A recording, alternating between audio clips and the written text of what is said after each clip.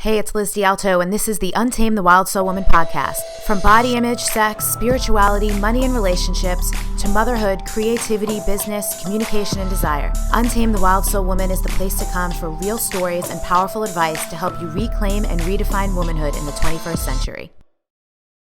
What's up, wild souls? Before we get into today's episode, I have an offer I'm super excited to make for you. I'm excited for two reasons. One of them is for you. One of them is for me. The selfish reason I'm excited is because I'm always so grateful anytime I can move through an area of being really stubborn. And so something I've been really stubborn about for the last few years is not doing one-off coaching calls. And what I've come to realize recently that just didn't feel good about that was that people are asking for my help and essentially I'm saying, no, I won't help you. And so I want to help you. I get so many messages, especially from those of you who listen to the podcast, who want to hop on the phone with me, who want to ask me about something you've got going on in your life. And often it's either something that you're really struggling with that you want to resolve, or it's something that like you're really dreaming about. I have a lot of you I know are entrepreneurs, or you have some kind of side hustle and you're like, God, I just want your brain. I want your strategy. I love the way you do business. Can you help me out with this? And for a lot of other people, it's just like something else in your life that you want to resolve, whether it's a goal or whether it's something with your body or your sensuality, your sexuality, your relationship, or whatever it is. So here's the deal. I've opened up 40 one-off spots in my schedule for coaching calls between March and May. So if you want to hop on the phone with me, if you want to pick my brain, ask me literally anything, I will hop on the phone with you. I will go to the ends of the earth to make sure I give you whatever advice I can, whatever tools I can, and really just serve you with all my years of knowledge and experience and wisdom and tools and whatever it is that I have in my arsenal that I can help you out with. So I'm so pumped for these, again, to help, but also to connect with you. It's always so fun when I get to connect more personally and more deeply with the women in this amazing community we have here. So here's the deal. If you want one of these calls, I'm not going to give you a direct link to book it because the last time I did something like that, I overbooked. So instead, if you want one of these calls, send an email to hello@wildsoulmovement.com. And in the subject line, put one off call. And then that's it. We'll respond to your email. We'll give you the details. I have a $100 promo code for anyone from the podcast. So we'll know it's from you because your subject line will say one-off call. And that's it. So on to today's show. Elizabeth D'Alto here, your host for the Untamed the Wild Soul podcast. And as always, I'm super excited for today's guest. Today's guest is super, super special to me because this is my business coach. And I know a lot of the people I have conversations with on the podcast here are personal friends of mine, but this is someone I'm currently in mentorship with who's having a huge, huge impact on my life. This is Sheevaun Moran. I met Sheevaun through Michael because Michael actually started working with Sheevaun last June of 2015. And I had watched Michael work with a couple different coaches and healers and do all kinds of different sessions with different people. And it wasn't until he started working with Sheevaun that I was like, wow, shifts are happening. Stuff is moving here. I could stay. So in December, when I had a chance to go to one of Sheevaun's events and have the real deal experience myself, I was elated and actually enrolled to work with Sheevaun for a year. And so what is it now? At the time we're recording this, it's been, about 2 months or 3 months that I've been working with Sheevaun, and it's just like life is changing everywhere, and it's super, super fun. So I'm excited. Sheevaun's a strategist. One of the things that she does that I love is she combines the woo-woo with the moola. And I know people are always pumped when we get to talk about money stuff, so we'll probably get to that today. But Sheevaun, thank you so much for taking the time. Thanks for having me. I'm excited. So everyone, the first question for every single person who comes on the show is, what do you love about being a woman? Oh God, the shoes. I have always said I grew up a tomboy. So I mowed lawns. That was my first business, and I could out throw knives like no other boy. So yeah, I totally grew up a tomboy. But I always knew that something was special. And so even from the time I was like, I don't know, 13 or 14, I was like, it's good to be a girl. I like being a girl. Somehow I got the girl thing this time. I like being a girl. So I think I really just like all of it. That's awesome. Yeah, I grew up a super tomboy too. I played sports. Like I actually got kicked out of dancing school when I was 3. Oh my God. Yeah, my friend Jillian and I, just like two little curly haired, a little curly hair brunette, little curly hair blonde, we giggled too much for ballet class. So it's like, guess I'll play sports. You could be loud there. So, oh, that's fun. I didn't know that about you. So normally on the show, I kind of go with the flow, but there's a couple specific questions I want to ask you because I know how potent your teachings are. And so most recently, something of yours that I've been really exploring is you talk about this need to be right, and it is absolutely insidious. So can you riff on that a little bit in whatever way feels good? Yeah. So one of the things that happens with our human self is we come in as children and we get our little 2 and 3 and 4 and 5-year-old self squashed down. And so then we start with this little nugget of, if I'm wrong, then I'm bad, right? So as we grow up and get into business and start making money and then want our lives to get bigger and better and more economically viable and more free and so on, this need to be right is the thing that's going to kick our butts left, right, and center. We're going to be flying across the parking lot because of that need to be right. And it actually is one of the 7 things that's going to keep you from having the income you're meant to have. And I can say that, I was in college and I was a computer programmer. And I kind of didn't have to go to school like when I was in high school. It was just like, yeah, I got all A's. Everything was great. It was really easy. And then I got to college and it was just like, oh, you have to study this way and you have to do it this way. And they had the need to be right that was the way for me to study. Yeah. And actually, that wasn't my way for the best information to get into my brain. So it's everywhere. It's kind of a societal thought form. And we have to really, really break free and break out of that need to be right. It's just like if somebody says you've got this, it's not like own it. It's just say, maybe there's something here I need to look at. Is it theirs? Is it mine? How do I address it? Maybe there's really some nugget here. It doesn't have to be the hook, line, sinker, and pull. And usually when we're taught about these technologies or techniques, it's like, I think you said it one time. You said, own it if you know it, right? If you acknowledge it, you own it. And it's like, no, I mean, there's lots of levels to it because if you own the whole thing, it's really not going to benefit you. So the need to be right is going to kick your pants and just kind of look at where you might have it and just say, do I have the need to be right here when somebody is telling you this is the way to go and they're the person who has the success and the bigger opportunities, so on and so forth. So kind of check in on yourself with that. Yeah, it's so interesting, especially in something like this. The women who listen to the show all the time are sending me messages. Oh my God, that thing that person said, this resonated. But I'm always reminding people, like, you have to use discernment and choose the things that really do feel resonant for you because it's so easy. I wrote this blog post like 2 years ago about the problem with putting people on a pedestal is that they have to stay up there, which means you have to stay down here. Yeah. And so it really hinders progress. For me, as I've been looking in the places and spaces where I have needs to be right, I notice how subtle it is because it could even be about good stuff. Yeah, totally. It's like, it's so bizarre, this need to be right, that you could say, I'm a very good skier. So I have this, I have this way of skiing. It's the end of ski season, so my head is still in skis.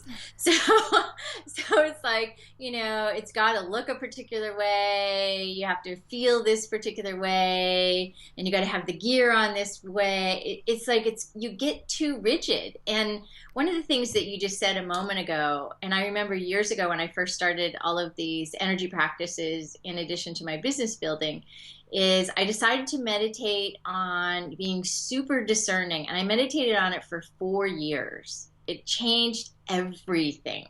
So how does one meditate on being super discerning? Just using that. Just that concept is like, I just have super discernment, just meditating on that concept. Yeah. Yeah. And one of your phrases that I love that people have probably heard me say on the show, certainly people in my programs, is you say, I am super receptive. Yeah. And I mean, I walk around everywhere going, I am super receptive for, and I just fill in the blank. Yeah. Sometimes I'll actually meditate, I am super, super receptive to, and then I have a list of like 13 things. But it works, and then I feel super great. So need to be right is such a good one. And so we talk about a lot of the energy stuff. I really, really love how you put energy first and foremost above all the other things. Yeah. And so one of the things, and this I am happy to own like publicly out in the open here, that you've really shifted the way I even do things, my own teachings, my own practices with my own clients, and even on the show here. To reconfigure those priorities is, yes, I'm all about the body, feel into your body. But sometimes what you're feeling in your body, and you and I talked about this on one of our calls a couple of weeks ago, sometimes what you're feeling in your body isn't even yours. Yeah. And the idea of that that could be a big need to be right, right? Like, oh, that's not mine, when we don't want to like own something. Right. So can you riff on that a little bit, how the energy has to come first, and even the stuff in your body isn't always your stuff? Yeah. So the first time this ever dawned on me, I was living in Philadelphia. I was walking down the street, and there's no particular reason, but all of a sudden my knee buckles. And I'm just like, whoa, what happened here? And off the top of my head, I was like, well, that wasn't mine. I wonder whose that was. And I just threw that out there. And I started thinking about that periodically as little things that wouldn't make sense, like that would happen to me. And I thought, oh, totally, there's something more. There's something more I don't understand.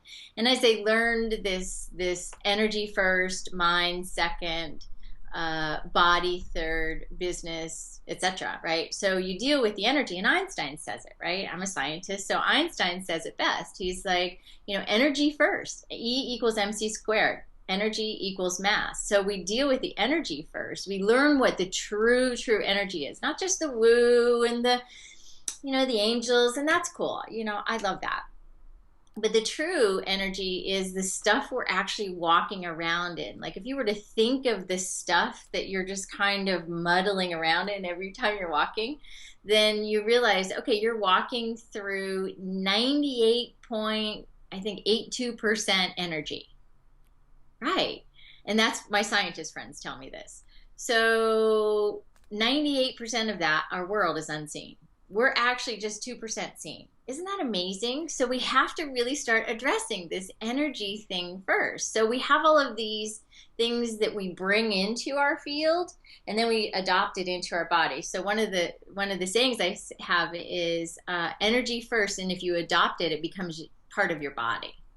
So stop adopting things that aren't meant to be yours. It's amazing. You go to big environments, you go to a group setting where everybody's rah-rahing, and then you end up in somebody's energy and into something that really isn't meant for you. And then you have to go and really focus on that discernment piece. Yeah. And I think for so many of us, so until I realized this, and it's funny, the last couple years as I've become more present to the energy and really sensing and feeling in my body, and just noticing when there is no good reason for me to feel something, being like, oh, maybe that's not mine. How often it happens. So how do you, are you comfortable sharing any tools for if you're in a place and you feel confused and you're like, I don't know if that's mine or not, what's something easy? Because I love, you're all about the simple and the easy. It doesn't have to be complicated, and it also doesn't have to be like processed and talked about forever. Yeah. So people would be so funny. They'd be saying, one session with you is like 20 years with my therapist. And one session with you creates massive shifts. So all of these wonderful things start happening: money, health, relationships, blah, blah, blah.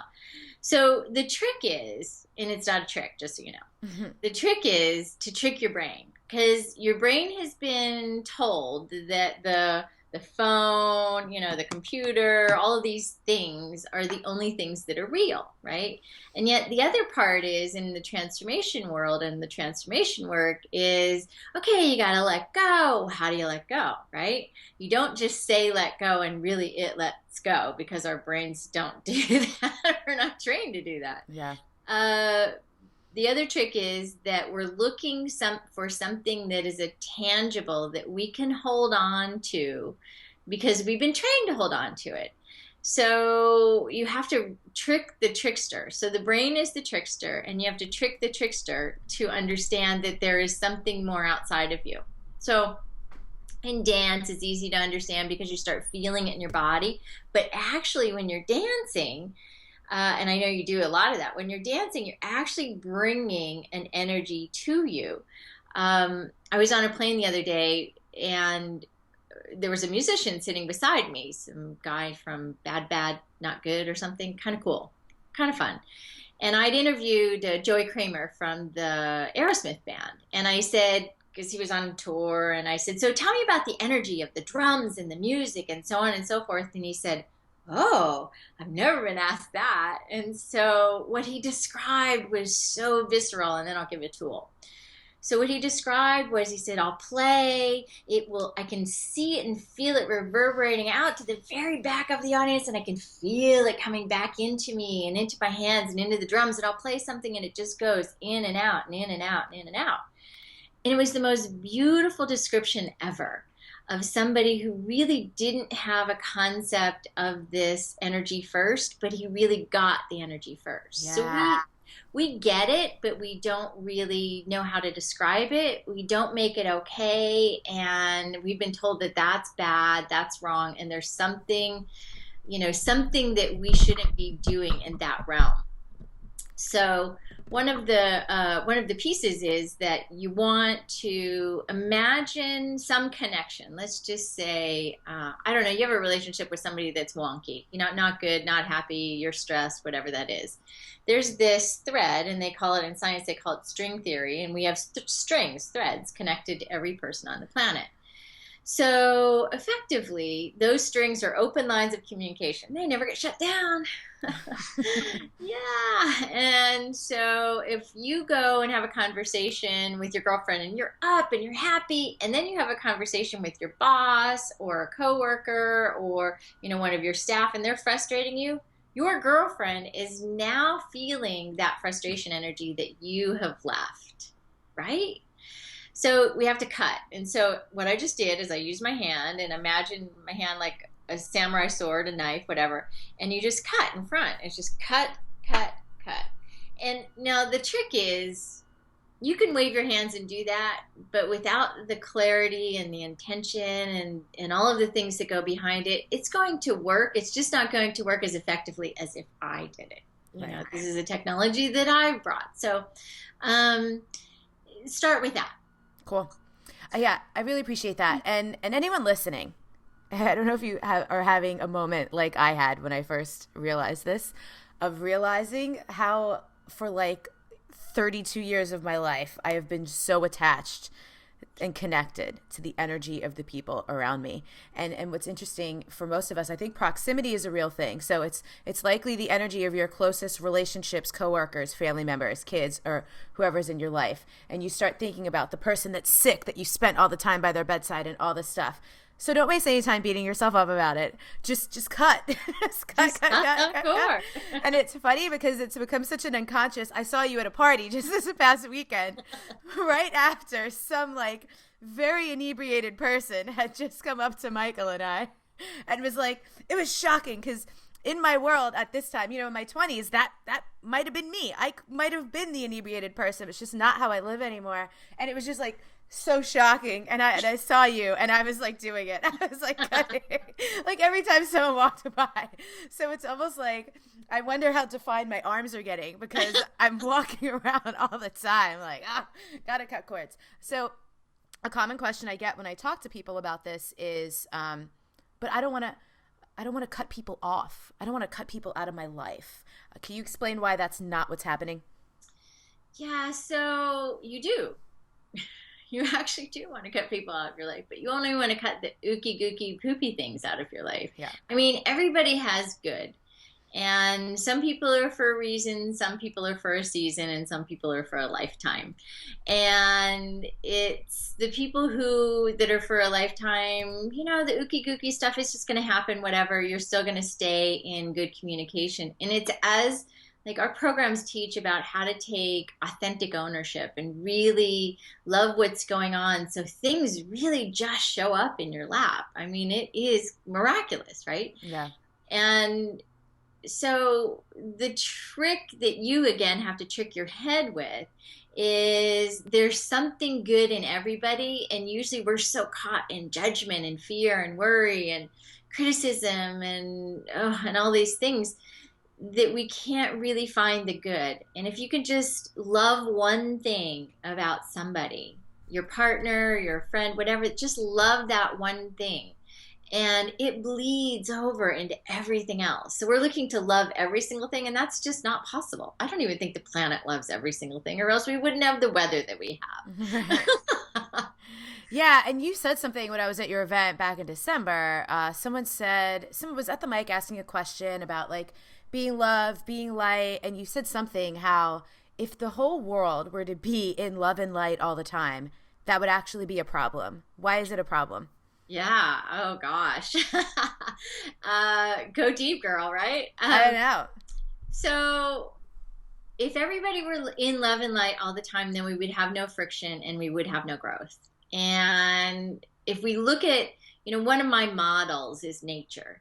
And I grew up in the country and watched and observed nature and how it did its thing. And nature is an amazing, amazing teacher if we let it teach us and we know what to look for. I just happen to know what to look for and then how to apply it into the life and the body and the brain and the business. So yeah, we need friction in order to grow. So like nature goes like this before it comes up in the spring, the tree or the flower. Yeah. We need it. So I have a story about that.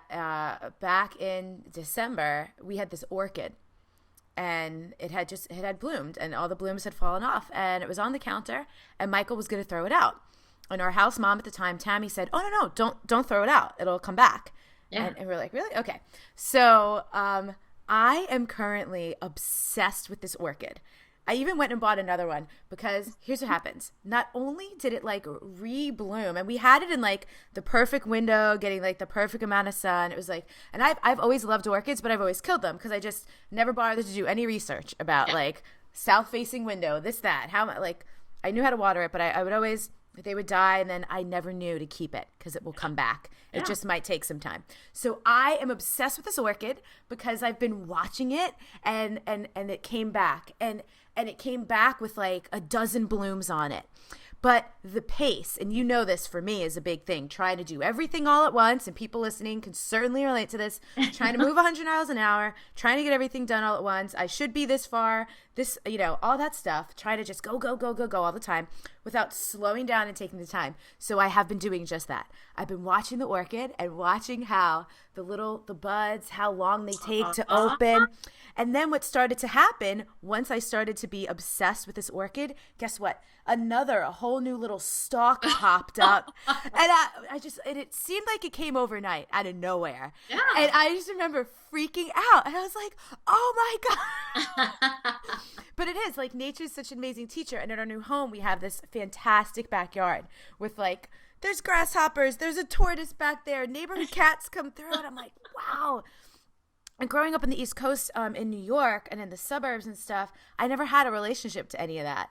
Oh. So it's so mind-blowing to me now, I swear. And that new stalk of orchid now has about like 8 or 9 blooms that are still like coming in every day. I mean, I talk to that thing. I like massage the leaves. I'm like, you're so amazing.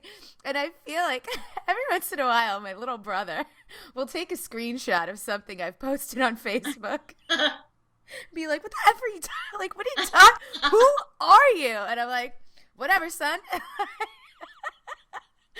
love that. You're loving it into existence. So see what you've done is you've loved it, but you've also given it enough friction. Yeah. Yeah. Cause like we had to move it around. I mean, yeah. It was such an experiment. It's so funny. So speaking of friction, so in our life, in those moments that feel like unbearable, when people will hear all the sayings like love what is, like it's the darkest before the dawn and all that stuff, but when it really just feels so so impossible. Like you literally might not make it through to the other side. What would you say to people in that kind of position? Go out to the biggest place you can scream and scream. Scream, get it out of your body. We're so used to holding it and then tightening it even tighter and tighter and tighter and then shrinking and shrinking and shrinking that we actually don't know to let our hearts be open and just let go, let it go, let it go, cut, scream if you have to. It's really get it out of your physiology, because the more you hold on to it, the more toxic it becomes. And we're only taught how to hold on. So think about being a kid, right? What does your mom say to you when you're crossing the street? Hold my hand, don't let go, right? Don't let go. You got to stay close to me. Oh my God, I got to be able to see you. You know, all of these fear-based things. And it's just let go. We have to learn to let go. It's actually a learned process. Yeah, big time. In my Wild Soul Movement program, that's actually the first mantra, the first video is about letting go. Yeah. And when I created that program, and this is funny, I just got a message about this the other day, someone being like, I don't think you had any idea what you were actually creating. And I was like, you're absolutely right. I didn't, because the things that happen for people, much like what you're talking about, it's like I couldn't have measured or guessed. But that let go, I couldn't believe how many people, they'll stay on that module for weeks. Yeah. Weeks and weeks and weeks and weeks, because people have such a stronghold on everything in their life. It's so incredible. So there's a lot of unlearning and a lot of language. So you talk a lot about language sets, and you said something at our last retreat that I was already passionate about conscious language and intentional language. But the thing that you said that was like, bowled me over was, every single word that comes out of your mouth is going to go out and do something. So once you hear that, you can't unhear it, and you'll be paying more attention to your language. But how do you help people clean up the language? Listen to everything I have. No, Yeah. Really. I'm going to go back in my brain and look for when I first started this. And I remember one of the tools I gave was, there's this lovely word that begins with an F and ends with a K. Mm-hmm. And people might have noticed that I use that word less on this show than I used to. It still comes out sometimes. Yeah. So, just notice how many people are saying that, or saying this other word, one that begins with the CR and ends with the ZY, right? Mm-hmm. And notice those two things and decide, and one more word, HATE. Take those three words out of your vocabulary, and you have a very different experience in your day. It's amazing what energy, even if you think you don't mean them, they're designed to create something. And if we go back to an old, I read books from the 16, 17, 18, 19, early 1900s. And their language set is so precise to get the point across. They enunciate right on the page. You can feel it. And we're lazy language speakers. And we've gotten even lazier with like Twitter and all these lovely things. And it is about what intention are you going to put behind it. So just take those three words and start, and just watch how everybody's using them and decide if that's really in your highest or best interest. Yeah, and I especially want to throw that challenge out for the people, much like myself, who are like, that's how I talk. Like, I'm from New York. or anything like that. But it makes me feel, here's a cool question. What about for the people who feel empowered by that kind of language? Yeah, I love those people. I'm going to tell a story. Yes.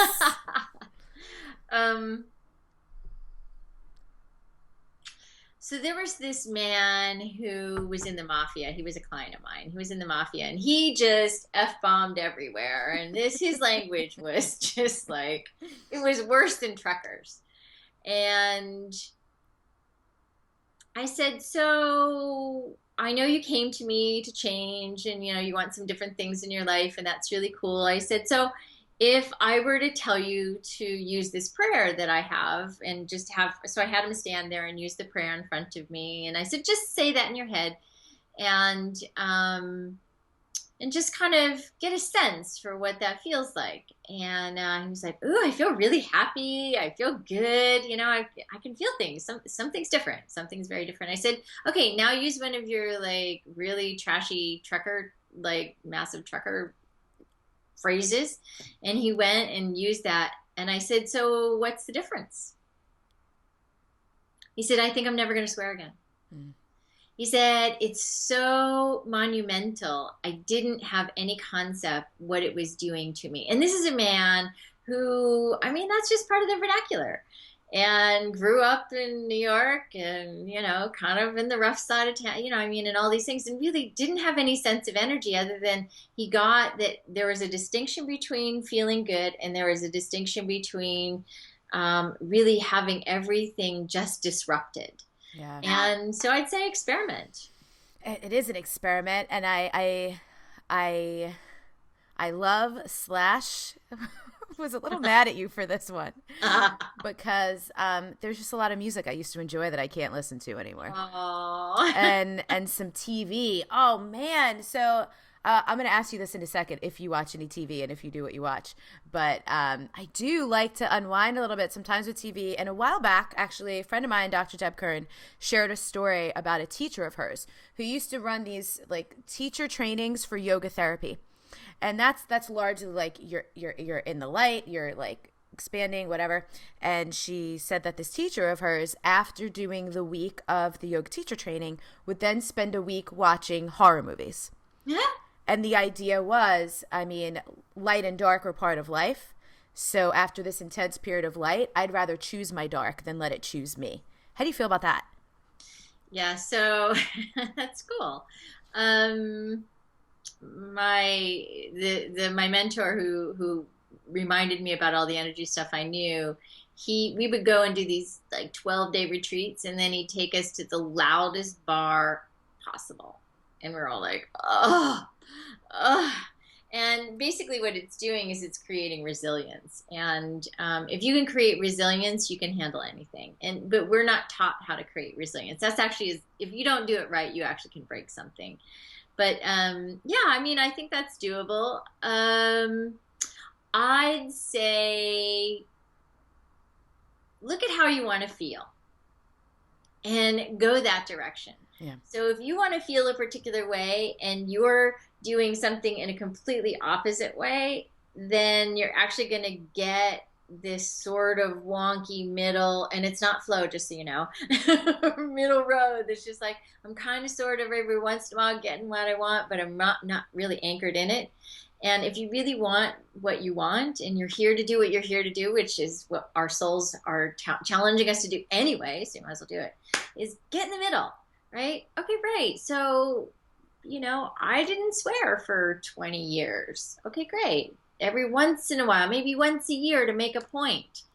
But it's important to really know who you are. And this is just a self-knowledge process. And you got to experiment. Because if you don't experiment, and I don't mean experiment like try other people's things, I just mean experiment on yourself, because that's how you're going to find out the highest truth. Yeah. And I love that. I'm a huge proponent of that as well, because just because something works for me doesn't mean it's going to work for everyone listening. Exactly. Even in the beginning of my book, I was like, hey, by the way, don't take this advice just because I'm giving it. Like, make sure you really, really feel it out. And yeah, because that's one of the things sometimes that I feel conflicted around being in this type of position where I get to teach and I get to have a podcast and interview people like you. And that's actually one of the things that I have to cut from is like the responsibility of what people are going to do with the information once they have it. Yeah, the best you can do is just the best you can do, and really know that that's what you gave at the time, unless you didn't. And then there's some rework that's got to happen there. But yeah. So we got the language thing. We talked about nature. I loved that so much. Something else I wrote down that, God, life-altering for me is just like I don't know if you call it the rule of 1%, or, you know, you talk about just 1%. Yes. 1% better, 1% this, 1% that. Can you talk about that for a minute or however long you feel like? Wow. So I could stay on this the whole time. Because it's so It's good. huge. It's huge. So, you know, let's just look at Facebook. Let's use the concept of Facebook, right? It's like, okay, so we see Facebook in its today iteration, right? We forget that it's yesterday and 5 or 10, however long, 10 years iteration is like not very pretty. It's not, it's not really cohesive. It's just a bunch of stuff. And we look at what's happening with somebody today, and we're like, I want that. But we don't say we want our version of that. And we don't say that I want to do what it takes to get that. I just want that. I want it. I want it. I want it. I want it. I want it. I want it. And that's like the 2-year-old. And that's cool. But if you do 1% of something toward what you want every single day, you'll be at 100% before you know it. And we want to do 100% immediately because school taught us that. Teachers said we had to get 100% or else.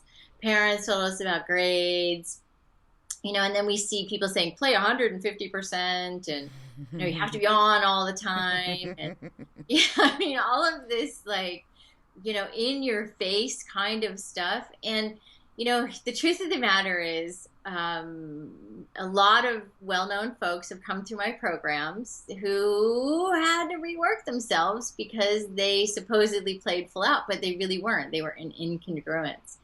And so 1%, if you could do 1% of one good thing every single day, then you will have accomplished massive things just in 30 days. And that's it. Yeah, man. This has been so just permission giving for me to not have to be. You can give 100% to do 1%. Yes, totally. You can stay in your lane doing 1%. So here's a spiritual teaching. So one of my audio programs is designed after this ancient technology that gets head and heart, working together.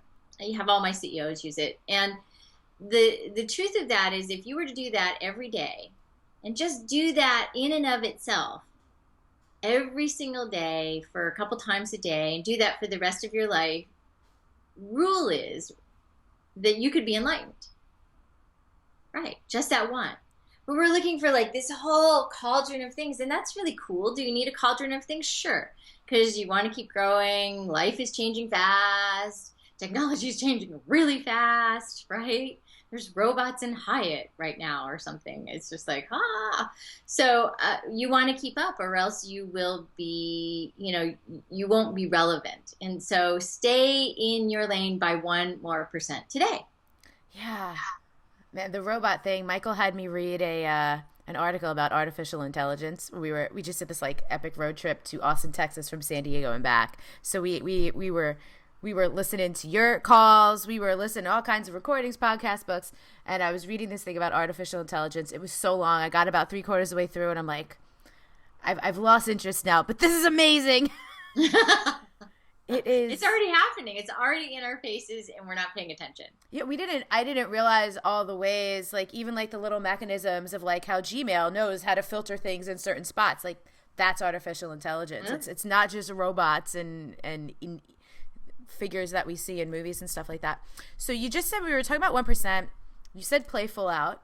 So if so many of us who have traditionally thought play full out means absolutely work yourself into the ground, work harder, put in the hours. This is funny. I saw Gary Vaynerchuk speak at something back in October, and I had an exchange with him where he answered a question of mine that was very useful. But I'm super not into, especially now after working with you, the idea that you need to work like 16, 18 hours a day. So what's your definition of play full out with energy first? Yeah, I mean, take the time for yourself. I mean, okay, so play full out is be in excellence. Like, be in excellence. Don't just do your thing, sort of. Don't be in excellence. It doesn't mean you have to wait until everything's perfect, just so you know. Don't wait till the fonts are right. Inside joke.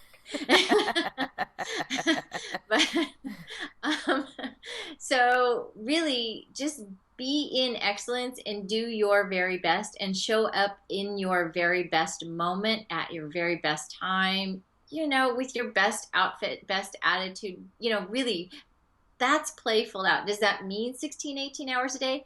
Maybe a couple days a week, but not every single day. That is not viable. I got sick. I got misdiagnosed. I nearly died from that. Don't do it. Don't do it. Yeah, totally. You brought up an inside joke, but I want to share this story because I know people listening, there's actually a couple layers to this story that are super valuable for people listening. So we were at a retreat with Sheevaun, and actually it was Michael talking about being a bit of a perfectionist.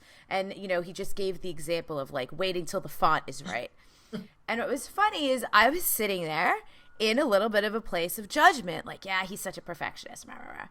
Meanwhile, over here in Wild Soul Movement world, I have been spending so much more money than I needed to because my ego was so attached to having like this beautiful branding in my website. And yes, the website's super beautiful. I'm so glad I have it. But what I did when in getting a custom website and insisting on everything being particular in the way it is and staying on brand, I was really missing out on some really cool technologies, some really amazing softwares, one of which, for those of you who are listening who do run online businesses and are familiar with these things, one of which is called ClickFunnels. Like you can create pages, you can create whole websites and have things up and running. And again, for those of you listening, you know how I am. Every once in a while, a random week rolls around. I'm like, hey, I made this new thing. And what you may or may not know is that behind the scenes, pages have to be created. Things need to be set up on the tech side of things, which isn't my strong suit. And so I'm paying people to do this. And I realized I was paying people literally 10 to 20 times more than I needed to be because I was being remember that conversation. So stubborn about not using this software because I wouldn't be able to use my fonts.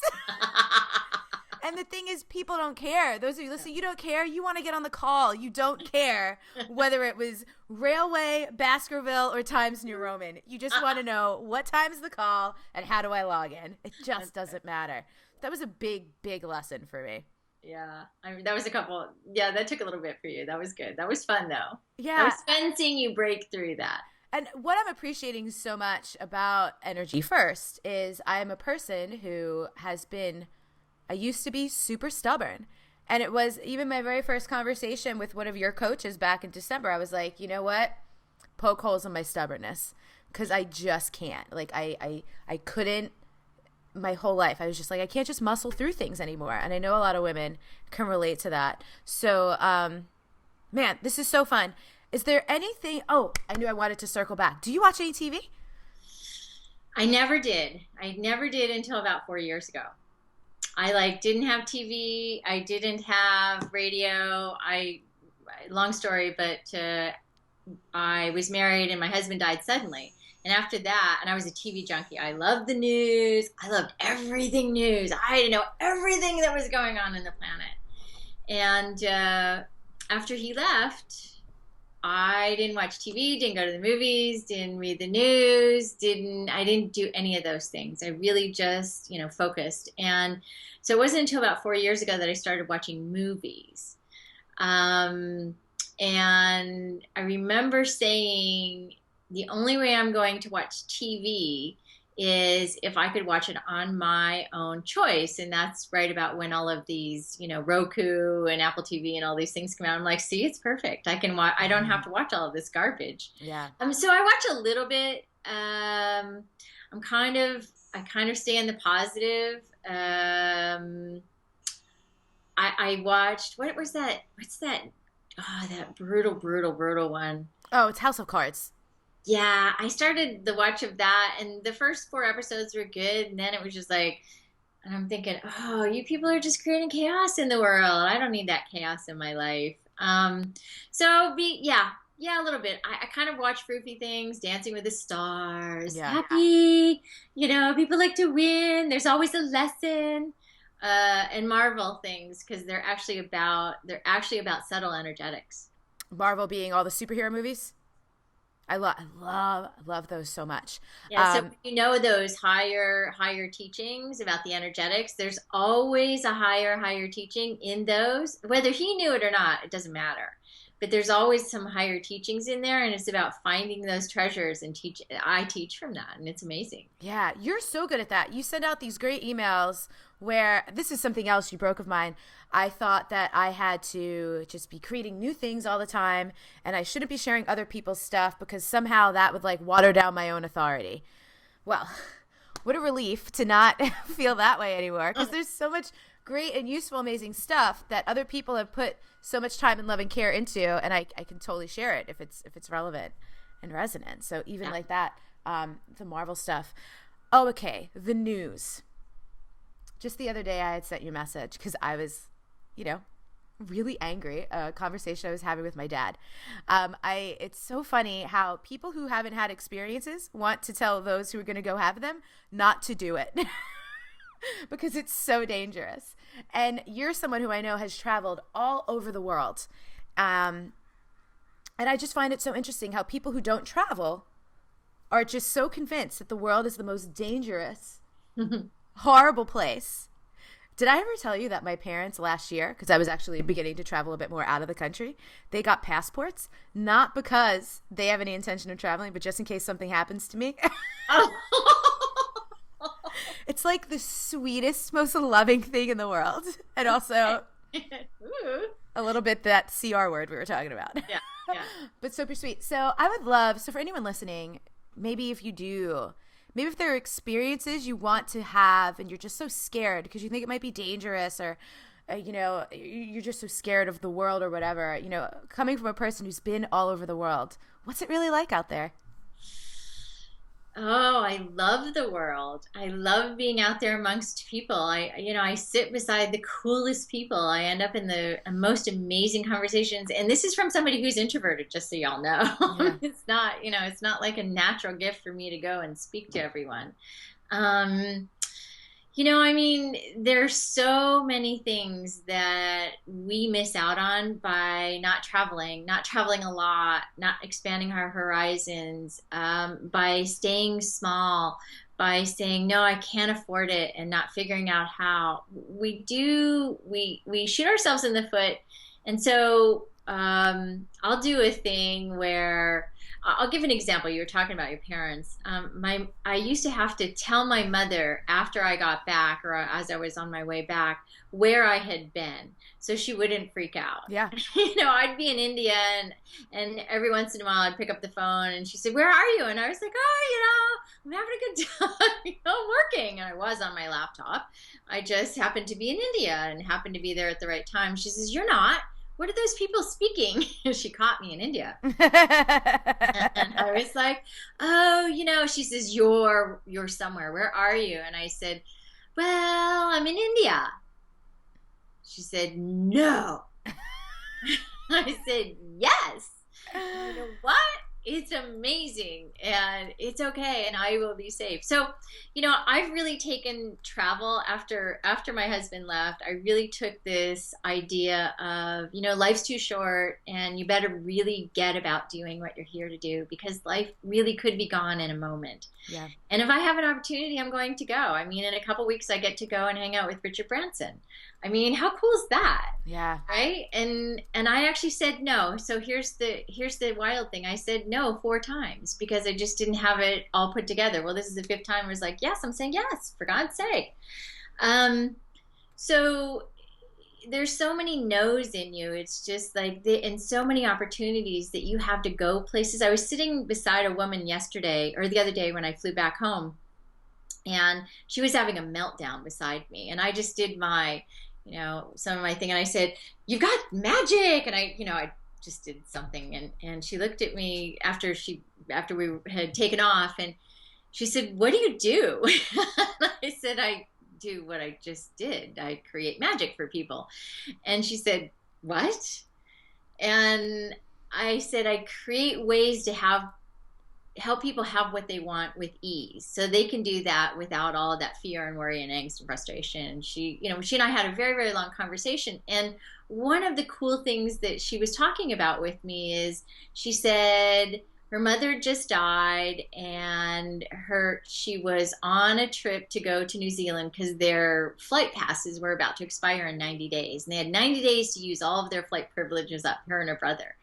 And she said, and I've been here and I've been there, and I'm going to New Zealand, I'm going to Melbourne, and we're going, and I've already been in Ireland. I lived in Ireland. And she just went and told me all of these places. And I said, did you have jobs when you went to each of them? She said, no, I had no idea what I was going to do. And I created a business in every single one. And I'm actually not a business owner, but I created businesses. And so that's the spirit that we miss out on. Yeah, and it's so empowering too. I did the same thing on Valentine's Day. Michael took me on a hot air balloon ride, and I didn't say anything to my parents. And I told him, "Don't post a single picture anywhere until we're back on the ground." And my mom even knew. She was like, "Thank you so much for not telling me until you landed."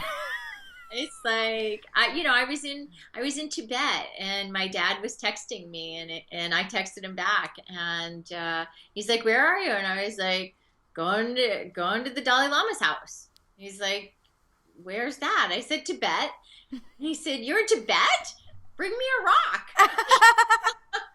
But we get so caught in what we can't do because of the money or the time or the responsibility or the whatever is in here is not real. Yeah. It's really, we're here to live and have these experiences and really figure out what's next.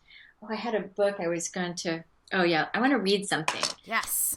One of the things I do when I do some of my teachings is I read from a couple of the books. And it's like,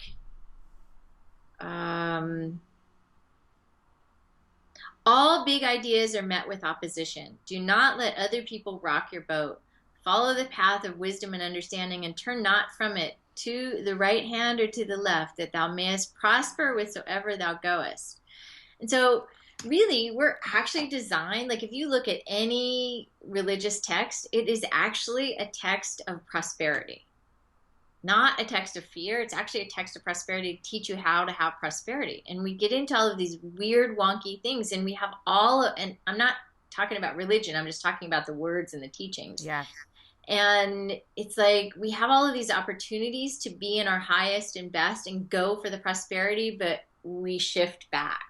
And so that party we went to, little does anybody know, I decided in 24 hours I was going to that party. So I got on flights that are 100% impossible to get on, to get there and to get back. And I didn't have a place to stay when I got there. That was not a planned circumstance. It was like, I'm going, this is what's happening. And I had all of these friends I had to meet up with and then go to that party. And it just all organically happened because I said yes. Yeah. And we say no way more often than we say yes. Yeah, that was, for me, I decided, because similarly on Thursday, Michael was like, because we've been talking about, do we go to South by Southwest? Do we not go? And Thursday morning, he goes, let's go. And let's drive. So it's a 19-hour drive. Yeah. And we took a big road trip last summer. And that was not a pleasant experience, but we're two completely different humans now. So I'm like, listen, here's what I'm going to do. I read this book a couple months ago called The Surrender Experiment by Michael Singer. And I'm like, I'm going to do a mini surrender experiment for the next 5 days, like a controlled period of time. Because, I do. I'm kind of the queen of discernment. And so I'm like, I don't know, to release my preferences for 5 whole days. I don't know about that, but let's go. More also in a practice of just like trusting him. Because I forget, like he traveled the world without, he was nomadic for 2.5 years, 31 months or something, right? And I decided to just like sit back and watch him be in his magic of just like, boom, a friend of ours lives right in downtown Austin, walking distance, everything. He was like, sure, no one's staying with me, come stay. It was like amazing. And then on the way there, I was like, oh my God, how much magic can we make? He was like, parking is going to be a nightmare. We're probably going to have to pay so much, blah, blah, blah. I'm like, you know what? Let me take care of the parking. And right? Kind of like you're like, I'll take care of it. We got there. There were 2 options. There was literally a parking spot right outside the building. But then when we went in, because our friend we stayed with had said there probably won't be parking like in the building. We just asked the guy and boom, we had a parking spot in the building, in the garage, like free, easy, like so. And it's so interesting how you really can just choose to be like, okay, we got this. Yeah, we got this. Yeah. If you were to do that, if you were to do that, you'd be amazed at how much more ease you'd have in your life. If you were to do that every day, even just a little bit, 1% every day, it would be amazing. Yeah. And so we start with small things like parking spaces. And then we're like, all right, let me apply it to a client, or let me apply it to a relationship, or all these other things. There's a formula. I mean, you use the formula, you get the results. You use the formula, you get the results every single time. So, now we're going to wrap up in a moment, but for those of you who are listening, you're like, oh my God, I want to know more about these formulas. I want these things. Here's the deal. You can go to Sheevaun's website. It's SheevaunMoran.com. Sheevaun is SheeVaun Moran, MORAN.com. If you go /shop, she has the best meditations. I mean, I have a Dropbox folder. Just Michael and I share, and we just keep, every time we each buy a new one, we just throw it in the folder. So we all have all the different meditations for all the different things. I cue you up, at least once, if not more than once a day. So it's super easy and super fun. And also some other like cool products and stuff. So check that out. And if you use the promo code at checkout, Elizabeth, my name, ELIZABETH, you can get a little friendly discount from us. And then Sheevaun also has some events coming up, and so she's doing a little bit of a hitting the road. Yeah. So I think you said you're going to be in Phoenix, April 27th. New York, April 30th, right? April 30th. Yeah, that's like a hot commodity. Oh, I'm so bummed that my retreat is actually April 29th to May 1st. Otherwise, I would have totally stuck around because we're going to be on the East Coast in New York for you. And then you said Detroit? Detroit, yeah, that's coming up we just changed the dates in May. I think it's like May 12th or something. Yeah, keep a lookout for it. Okay, cool. And so this episode is episode number 91. So if you go to untameyourself.com /episode-91, there will be links for all these things. So you'll be able to find that. And then if you'd love to hang out with me as well, Michael and I are going to Sheevaun's event in Newport Beach, June 9th to 12th. And is that Epic Life Business? Epic Life, yes, it's more businessy. We do a lot of numbers, a lot of like formulas, how energy and numbers work, how to make sure to stay on your numbers, how to have one of those authentic sales conversations or whatever you call them, enrollment conversations, how to stay in your truest, highest, and best and really find the clients that are meant for you. It's really those strategies and tactics. Yeah, super amazing. And really just to attest for it, when I went to Sheevaun's event in December, that was as I was filling my mentorship. And then even in the beginning of this year, I have more one-on-one clients than I've ever had. Not even something I knew I wanted, but then these people just kept showing up. And that's the thing. I don't do anything to get one-on-one clients. Yeah. And 3 women in the last 2 months have just shown up. And so, I'm okay with that. My goal this year is to work way less than I've ever worked in my entire life. And that's what Sheevaun's helping me do. So June 9th to 12th. Great. So, oh my God, you're so amazing. So under the umbrella of the topic, Untamed the Wild Soul, which for me, I just define wild as whatever is really true for you, right? Like you are a wild animal if you are in your true nature. Is there anything I didn't ask you that you want to share before we wrap up?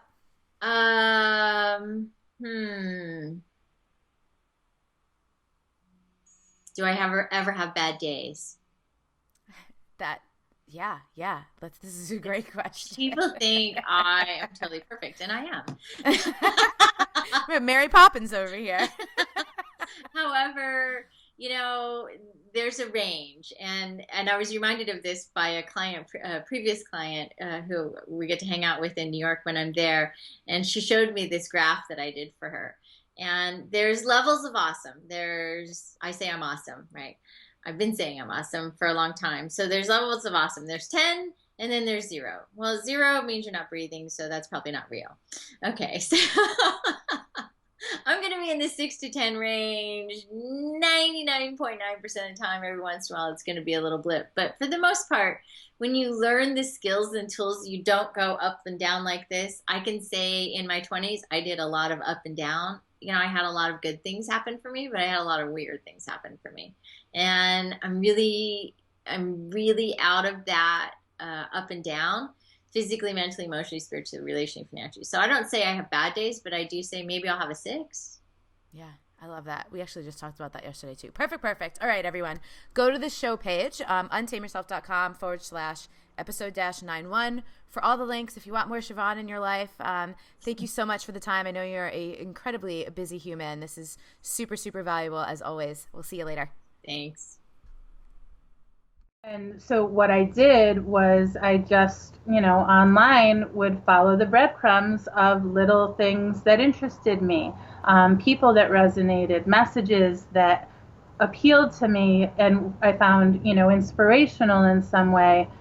And that's how I discovered you. And that's where, our paths aligned at such a momentous time for me. And so I really got to get full benefit out of the communities that you were creating and the programs you were putting out there.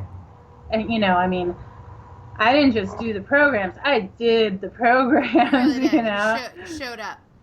Yeah, between the journaling, I would go full on. I would do, videos 3 times a week, 4 times a week, and all, bring it all into the groups and get on those calls. And it was so nourishing, and it built me back up, and I say back, but it was also like the me that I had been that I lost, plus the me that I was becoming that was brand new.